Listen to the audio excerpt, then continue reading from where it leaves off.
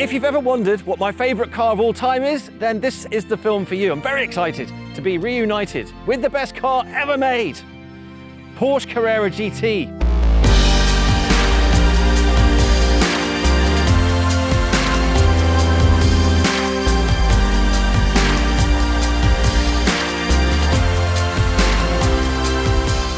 It was the best car then, and it's the best car now. Plus, it's had a major but simple update, which I'll get to later.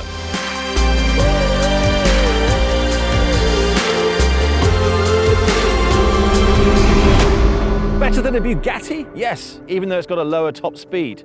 Better handling than a Ferrari 458? Spicier, for sure. Looks-wise, this car is absolutely gorgeous. It's radically different to anything else in Porsche's range.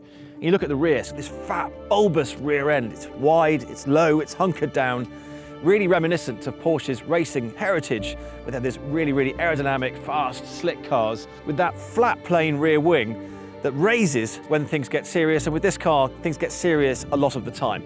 But if you compare it to some of the modern supercars that have been on steroids with aerodynamics, the designers of this car would have looked at something like that and just gone, nah, we're sticking with this. We're keeping it simple. And this car is as pure as the driven snow. And the unique thing about it that makes it different to any other Porsche is the engine is in the right place, in the middle. A V10 screaming unit that was derived from Formula One with quite a cool story. It began life as a Formula One project built as a customer engine for the footwork team, but it got cancelled before it was even delivered. Porsche increased its capacity and developed it to compete at Le Mans, but that got cancelled. Then Porsche launched its first SUV, something so against the grain within the company that there was a backlash in the hive. The worker bees just couldn't help themselves, so they took the mothballed F1 engine and built this car around it. This V10 engine is the best engine ever put in a road car. 5.7 litres, naturally aspirated, titanium con rods and variable cams, with a sprocket chain system and rigid cup tappets to guarantee a constantly stiff drive. 600 horsepower, and it revs just shy of 9,000 RPM, but it sounds like 8 million.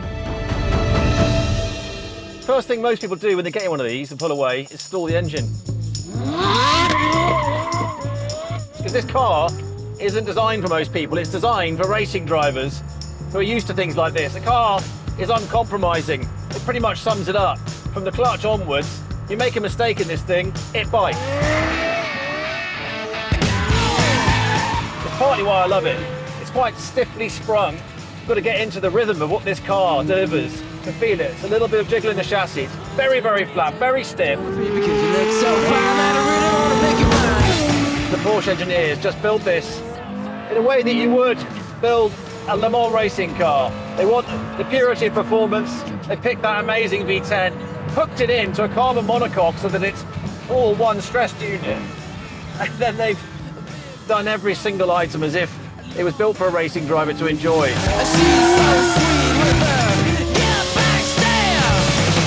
As you go over those bumps, you realise that even the tiniest bit of extra throttle when you're on the limit is enough to spin the car. First time I came here, spun the car coming out, hammerhead on the bumps. All right, okay, all right, wake up, have a coffee, let's do this.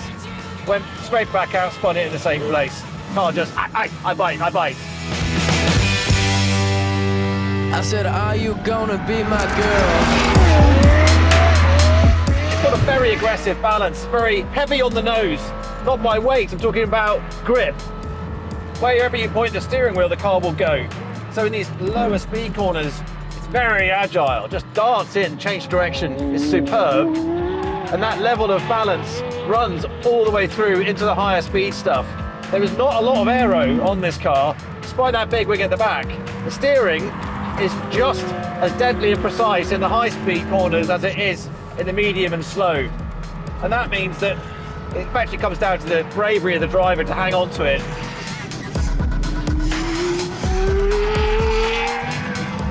As you can tell, I really love this car. It's the one that got away. I mean, there was no way, absolutely no way I could have even thought about owning one of these when they came out. £300,000, or like $400,000. Very expensive. It was a complete one-off, but I think a lot of us knew straight away that this was a future great, a titan of engineering, the GOAT. And actually, there's a couple of things that have kept this car alive. A little bit of technology that has developed over time that's brought this car back into relevance.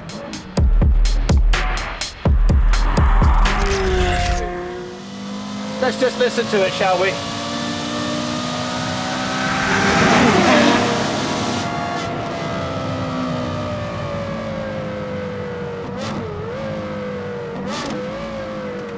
So it's stiff and pretty unforgiving, and unless you've got the reflexes of a cat, after a bag of Ritalin, you're going to spin and it's going to bite you. But once you lock in the bond with this car, you can do pretty much whatever you want with it.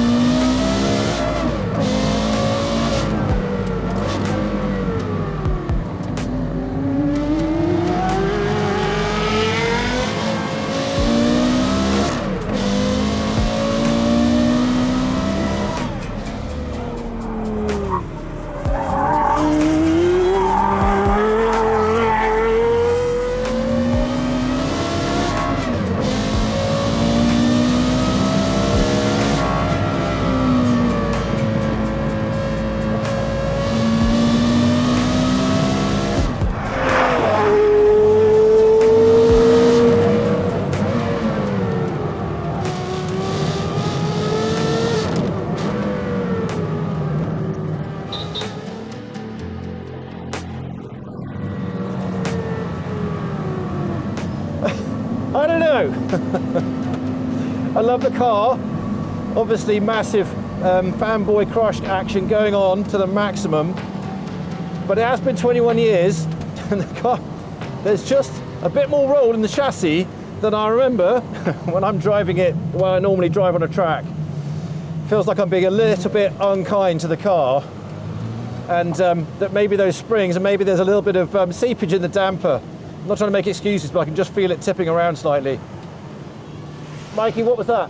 That was a 1:23.2. Yeah, but we're way off, eh?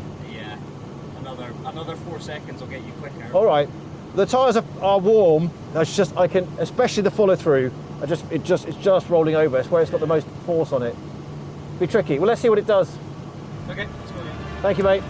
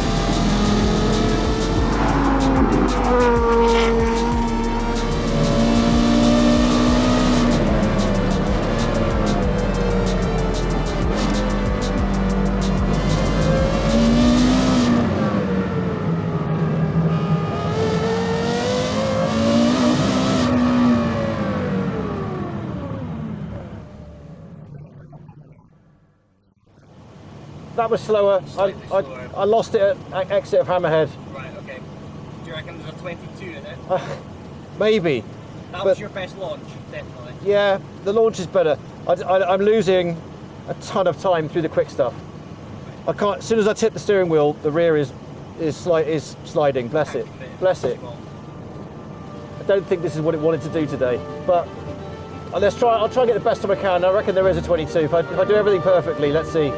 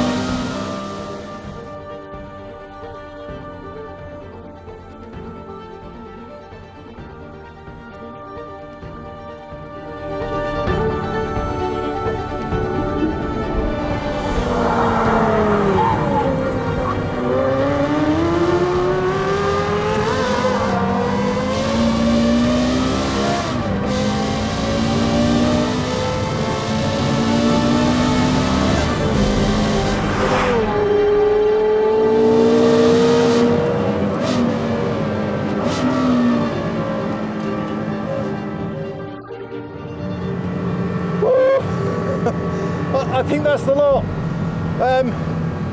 As they say, every good plan goes out the window on first contact with the enemy being the track.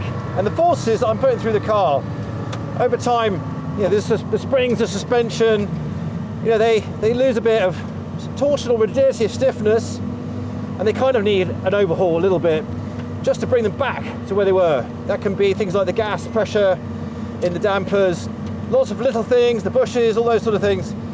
Car still feels tight and amazing, having fun, sliding it around. But when you really lean into it, especially with these fresh tyres, it just puts extra force through the suspension and kind of exposes what's there. It's not that the car can't do it, it definitely can. And I want it to do it, obviously, but I think it's a bit unfair on it. And the place where it's most exposed is in the fastest corner, where I can carry so much speed through, and and the tail's just not settling. I'm fighting with the steering wheel, trying to tiptoe it through. I can't quite make it catch, and I need that extra speed, that extra 5 miles an hour to get the airflow over the wing to suck it down even more. I think to carry on really would be to risk the car for very little reward. So I'm going to say thank you, and that was the best I could do, I think, in the conditions on the day. Mike's going to be disappointed. He's got the stopwatch. He's going to tell me that that was a poor effort, but for me that was max effort. The car feels amazing, but I think we're going to have to call it a day. Maybe come back after a little tune. Let's see. All right, let's find out how bad that was. That felt better. That's it. Yeah. We said 22, done a 22.8. I know it's not a great time, but it's. I think to keep pushing would just be to take risks for no real reward. Yeah, I mean, we can hear that you're pushing the car. Yeah. It's just putting it off to... The car's amazing, just maybe the springs could do with a bit of an update. Thank you to the owner for lending me this lovely car. Thanks, Mike.